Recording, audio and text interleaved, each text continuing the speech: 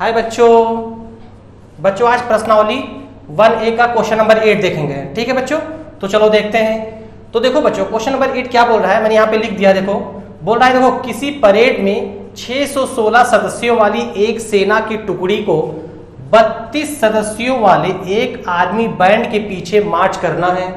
ठीक है बच्चों, तो दोनों समूहों को समान संख्या वाले स्तंभों में मार्च करना है। उन स्तंभों की अधिकतम संख्या क्या है जिससे वे मार्च कर सकते हैं। ठीक है बच्चों, तो ये मेरा क्वेश्चन है। ठीक है बच्चों, तो आप देखो ये क्वेश्चन तो मैंने फटाक से पढ़ दिया, लेकिन अब इसको समझा देते हैं क्या बोल रहा है। ऐसे पढ़ने से नहीं समझ में आया होगा। ठीक है, हम समझाते हैं। देखो बच्चों, मतलब ये बच्चों ये कह रहा है कि एक आर्मी सेना है जिसके अंदर 616 सदस्य हैं। ठीक है बच्चों, और एक बैंड है। क्या है? 32 सदस्य वाला एक बैंड है, आर्मी बैंड है। ठीक है, तो इस 32 सदस्य वाले जो आर्मी बैंड है, इसी के पीछे इनको खड़े होना है और ऐसे स्तंभ के फॉर्म में, स्तंभ मतलब एक लाइन में, मतलब जो ये लाइन बनाएंगे उन्हीं लाइन के पीछे इनको खड़ा होना है। तो ये बोल रहा है कि ऐसे मतलब अधिकतम कितने स्तंभ हम बना सकते हैं जिससे 616 सदस्य 32 सदस्य के पीछे खड़े हो जाए। मतलब देखो, मतलब ये बोल रहा है कि 32 सदस्य मान लेते हैं, जैसे एक आदमी यहां खड़ा हो गया, दूसरा, तीसरा, चौथा, पांचवा, ऐसे कुछ भी इस तरह से खड़ा हो गया, और फिर उसके पीछे ये खड़ा हो गया, ये खड़ा हो गया, ये खड़ा हो गया, ये फिर ये और ये और ये ऐसे ऐसे खड़ा हो गया। मतलब ये क्या 32 लोग खड़े हुए। तो मुझे ये नहीं पता कि इधर कितने हैं, यही स्तंभ बताना है। तो अब ये जैसे एक लाइन में ये खड़े हो गए 32 वाले, ये लाइन हो गया, दूसरा लाइन हो गया, तीसरा, चौथा, पांचवा, इसी तरह से डॉट डॉट मान लो एक्स स्तंभ बना रहे हैं। मुझे नहीं पता, वो मुझे फाइंड करना है। ठीक है, मान लेते हैं एक्स स्तंभ बना रहे हैं। अब इन्हीं 32 के पीछे ये 616 को खड़ा होना है। कैसे? जैसे यहां से मान लेते, यहां से स्टार्ट हो रहा है, ये ऐसे खड़ा, फिर इसके पीछे, इसके पीछे, इसके पीछे, इसके इस तरह से खड़ा होना है। ठीक है, ठीक, तो इस तरह से क्या हुआ, 2 स्तंभ ये बनाएंगे, या इसी तरह से डॉट डॉट इसके पीछे 616 सदस्य खड़े होंगे 32 के पीछे। तो स्तंभ का मतलब ये हुआ, जैसे एक लाइन ये बन गया, एक स्तंभ ये बन गया, दूसरा स्तंभ ये है, तीसरा ये, चौथा ये, पांचवा, छठा, इस तरह से कितने स्तंभ बनेंगे, अधिकतम स्तंभ कितने बनेंगे जिससे इस 32 के पीछे 616 वाले खड़े हो जाएं। ठीक है बच्चों, तो ये मेरा क्वेश्चन बोल रहा है। चलो ठीक है, देखते हैं, सिंपल कुछ नहीं है इस बच्चों। तो इसका मतलब ये हुआ बच्चों कि अगर हम 616 और 32 का HCF फाइंड कर लें, हायर कॉमन फैक्टर। ठीक है, तो हायर कॉमन फैक्टर क्या होता है, मतलब वो सबसे बड़ी सी बड़ी संख्या जो इसको और इसको काटेगा, मतलब भाग कर देगा। भाग करने पे शेषफल 0 आ जाएगा। सबसे बड़ी सी बड़ी संख्या फाइंड करना है, मतलब HCF फाइंड कर लें। ठीक है बच्चों, तो सिंपल 616 लिखो और इधर लिखो 32 और क्या करो, इसका HCF फाइंड कर दो। HCF higher common factor find कर दो। ठीक है, तो चलो ठीक है, फाइंड करते हैं। देखो बच्चों, हायर कॉमन फाइंड करने का ये एक सिंपल तरीका होता है, मतलब पहले इसको लिखो, फिर यहाँ पे एक ऐसा नंबर डालो, ऐसा नंबर चूज करो कि ये और ये दोनों कट जाए। ठीक है, तो बताओ कौन सा ऐसा नंबर है मिनिमम, सबसे छोटा नंबर पहले चेक किया जाता है। सबसे छोटी संख्या कौन सी जो ये कट जाए और ये कट जाए, तो 2 से कट जाएगा बच्चों। कटना का मतलब 2 से हम भाग करेंगे तो शेषफल 0 आ जाएगा। ठीक है बच्चों, ये होगा, तो 2 से भाग करेंगे, देखो 2 3 6 0 और 2 8 16। ठीक है, और ये कितना हो जाएगा, 16 2 32। इस तरह से फिर 2 से कटेगा, देखो 2 से भी कट जाएगा, 2 से भी कट जाएगा। ऐसी संख्या फाइंड करना, कॉमन संख्या जो ये दोनों कट जाए। 2 से देखो ये भी कट जाएगा, ये भी कट जाएगा। देखो ये 2 1 कम 2, 2 5 6 10, 2 चौको 8, 2 8 16। ठीक है बच्चों, फिर देखो कोई ऐसा कॉमन संख्या छोटी है जो ये दोनों कट जाए, 2 से फिर कट जाएगा बच्चों। देखो 2 7 14, 2 7 14 और 2 चौको 8। ठीक है बच्चों, तो अब देखो बच्चों, अब कोई ऐसा कोई नंबर है जो 77 और 4 दोनों कट जाए? नहीं है बच्चों। ठीक है, 2 से भी नहीं कटेगा, 3 से भी नहीं, 7 से भी नहीं, 8 से नहीं, दोनों संख्या बराबर नहीं कटेंगी। तो इसका मतलब केवल यही इसी 2 2 2 केवल 3 बार काट सकते हैं। तो इसका मतलब ये हो बच्चों, जो इसका और इसका HCF क्या हो जाएगा, अगर यहां में लिखते हैं 616 और 32 का HCF बच्चों क्या हो जाएगा, देखो इसको मल्टीप्लाई कर देते हैं, इसको और इसको। ठीक है, तो 2 गुणे 2 मतलब कितना आ गया बच्चों, 8। ठीक है बच्चों, तो इस तरह से ये क्या आ गया, HCF 8 आ गया। मतलब ये हुआ बच्चों कि 8 एक ऐसी बड़ी सी बड़ी संख्या है जो इसको और इसको कट कर देगी। ठीक है बच्चों, तो अब देखो बच्चों, यही 8 ही इसका जो निकालना है, मुझे स्तंभ की संख्या निकालना है, तो स्तंभ की संख्या कितना 8 हो जाएगा बच्चों। कैसे होगा बच्चों? चलो इसको डायग्राम बना के दिखा देते हैं, ठीक है। तो इसको हटाओ, देखो बच्चों, देखो एचसीएफ कितना मैंने निकाला 8 बच्चों, ठीक। याद रखना 8 निकाला, तो मतलब जो पहले 32 वाले जो ये बैंड वाले हैं इनको खड़ा करना है, तो 8 स्तंभ बनाना है। देखो 1 2 3 4 5 6 7 8 स्तंभ, मतलब ऐसे लाइन में खड़ा कर दिए। और इसके पीछे देखो 1 2 3 4 5 6 7 8, भाई अभी बैंड वाले 32 लोग को खड़ा करना है, तो मतलब कितने हो जाएंगे? 32 का मतलब ये कि ये चार लाइन में खड़े होंगे, 1 2 3 ऐसे ऐसे, ये और ये हो जाएगा। फिर इसके बाद में देखो, अब देखो बच्चों 32 हो गया कि नहीं हो गया? बोलो, 8 इधर 4 इधर, 8 चौ 32, तो बैंड वाले ये खड़े हो गए, ठीक बच्चों। अब इन्हीं के पीछे इनको खड़ा कर दो, ये भी खड़ा हो जाएंगे। ये जो खड़ा होंगे, मान लेते हैं यहां से स्टार्ट हो रहा है, तो ये ऐसे खड़ा होंगे, ठीक है। और इसी तरह से ये जो 616 वाले सदस्य खड़े होंगे, इस तरह से नीचे ऐसे खड़ा होते होते 77 टोटल 77 लाइन बनाएंगे ये लोग, ठीक। लेकिन टोटल स्तंभ कितने हैं? ये 8 है बच्चों। तो हो गए कि नहीं हो गए? खड़े हो गए बच्चों, सिंपल। तो इसका ये आंसर आ गया। समझ में आ गया बच्चों? मतलब जो ये वाले हैं ये कितने 8 हो गए। अगर ये वाला देखा जाए तो ये कितने हो जाएंगे? देखो 77 और प्लस ये 4, तो कितना हो जाएगा? 8 4 7 4 11 81, मतलब 81 ये वाली लाइन होंगी और 8 ये लाइन बनेगी, ठीक बच्चों। लेकिन मुझे स्तंभ बताना था, केवल 8 बनाना था, आंसर ही हो जाएगा, ठीक। चलो नेक्स्ट क्वेश्चन देखते हैं बच्चों। तो इसको पहले हटाते हैं, उसके बाद देखते हैं, ठीक। तो क्वेश्चन नंबर 9 देखेंगे अब, ठीक है बच्चों। अगर ना समझ में आएगा तो तुरंत कमेंट करना, ठीक है, और कमेंट करके मुझे बताना, मैं उसका रिप्लाई दे दूंगा, ठीक है। और अच्छे से समझना, बहुत ही आसान है। देखो बच्चों, मैं क्लास 10th को इतना अच्छे से पढ़ा दूंगा कि मैं एकदम गारंटी देता हूं 100 में 100 नंबर आएंगे, समझे। मैथ में बोर्ड का एग्जाम होता है 10th का, उसमें आपको मैथ में 100 में 100 बच्चों नंबर आ जाएगा, ठीक है। जैसा मैं बता रहा हूं वैसा कर दोगे, ठीक है। चलो ठीक है, देखते हैं नेक्स्ट क्वेश्चन नंबर क्या है? 9। क्वेश्चन नंबर 9 पहले देख के नोट कर लेते हैं, ठीक है, बुक से। तो क्वेश्चन नंबर 9 बच्चों ये बोल रहा है, देखो यूक्लिड विभाजन प्रमेय का प्रयोग करके दर्शाइए किसी धनात्मक पूर्णांक का वर्ग किसी पूर्णांक m के लिए 3m या 3m+1 के रूप में होता है, ठीक है। तो पहले हम क्वेश्चन नोट कर लेते हैं, फिर उसके बाद में उसको प्रूव करेंगे, ठीक है। तो क्वेश्चन पहले नोट कर लेते हैं बच्चों। बोल रहा है कि यूक्लिड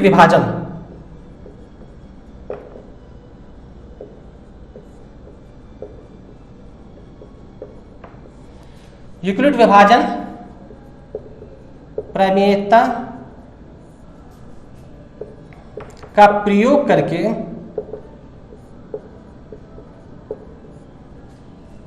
दर्शाइए कि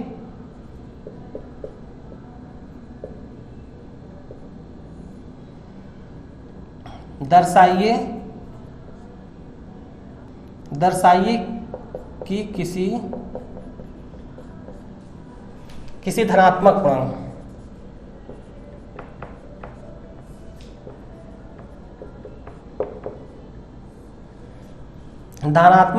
का वर्ग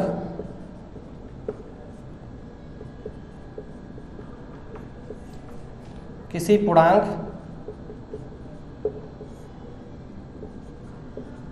m के लिए 3m या 3m+1 के रूप में होता है, ठीक है बच्चों। देखो क्वेश्चन मैंने नोट कर दिया, अब पहले बुक रखते हैं, उसके बाद देखो।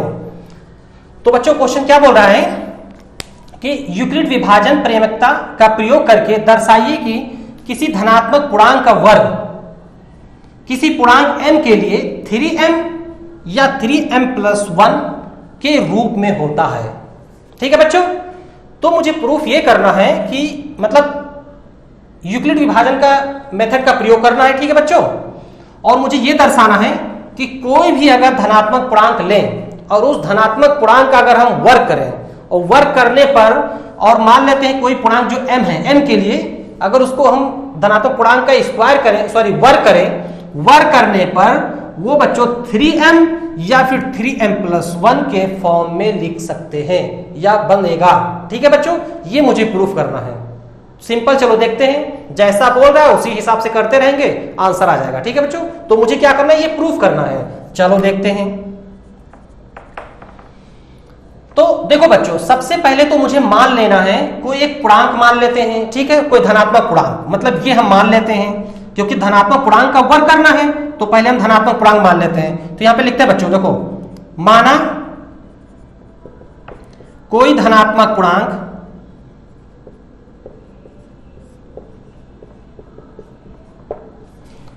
पूर्णांक x है। ठीक है बच्चों, अगर धनात्मक पूर्णांक x है तो यूक्लिड विभाजन के मेथड से हम क्या कर सकते हैं, इसको देखते हैं। तो यहां लिखते हैं यूक्लिड विभाजन के प्रयोग से क्या लिख सकते हैं, देखो बच्चों, इसको ये लिख सकते हैं, देखो x = 3m + r। ठीक है बच्चों, जहां पे जो m है वो इंटीजर है, मतलब पूर्ण संख्या है।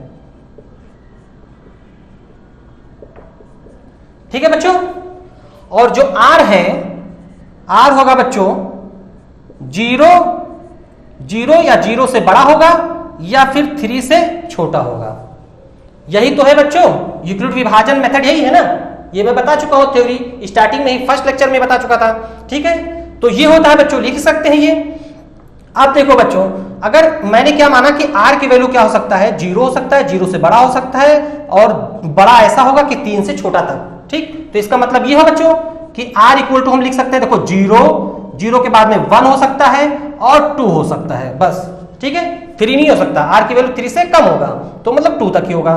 तो 0, 1 और 2, तो इस तरह से 3 वैल्यू r की हम मान सकते हैं। यहां पर अगर r की 3 वैल्यू मानेंगे तो इसके अकॉर्डिंग x का वैल्यू हम निकालते हैं। ठीक, तो देखो इधर देखो बच्चों, तो इसके अकॉर्डिंग x क्या लिख सकते हैं, देखो बच्चों, x बराबर लिख सकते हैं, पहले r = 0 पुट करो तो इसकी वैल्यू निकालो, r = 1 पुट करो तब इसकी वैल्यू निकालो, r = 2 रखो तब x की वैल्यू निकालो। इस तरह से देखते हैं। तो r = 0 रखने पे मतलब ये वैल्यू क्या हो जाएगा, 0 हो जाएगा। और देखो बच्चों, इसमें मैंने जो ये माना था ना, इसमें मैंने 3 ही क्यों माना, कि हम 4 भी मान सकते थे, 5 भी मान सकते हैं, 6 भी मान सकते थे, कुछ भी मान सकते थे, लेकिन बच्चों मैंने 3 ही क्यों माना। तो बच्चों मैंने 3 इसलिए माना है क्योंकि जो मुझे प्रूफ करना है, ये जो मेरा क्वेश्चन है, इस क्वेश्चन के अंदर प्रूफ मुझे क्या लाना है, 3m या 3m+1 के फॉर्म में, मतलब 3 का मल्टीपल है m, इसके फॉर्म में मुझे लाना है। तो इसीलिए मैंने ये माना। यहां पे हम कुछ भी मान सकते हैं, 4 भी, 5 भी, लेकिन हम क्वेश्चन के अकॉर्डिंग मानेंगे ना। मुझे तो सॉल्व इस क्वेश्चन को करना है, तो इसी के अकॉर्डिंग मानना पड़ेगा। ठीक है बच्चों, तो इसलिए मैंने ये माना। ठीक, तो r = 0 पुट करने पर x की वैल्यू क्या हो जाएगा, ओनली 3 हो जाएगा बच्चों। ठीक, r = 1 पुट करने पे मतलब r की जगह 1 हो जाएगा, तो x = कितना हो जाएगा बच्चों, 3m+1 हो जाएगा बच्चों। इसी तरह से r = 2 पुट करने पर 2 पुट कर देंगे तो x = क्या हो जाएगा, 3m+2 हो जाएगा, 3m+2 हो जाएगा बच्चों। तो इस तरह से ये हो जाएगा, x के 3 वैल्यू आ जाएंगे। ठीक, सिंपल। अब मेरा क्वेश्चन क्या बोला है बच्चों, कि किसी पूर्णांक m के लिए, मतलब क्या बोला, धनात्मक पूर्णांक का वर्ग। अब धनात्मक पूर्णांक का वर्ग करते हैं, तो वर्ग करने का मतलब देखो क्या करेंगे, x²।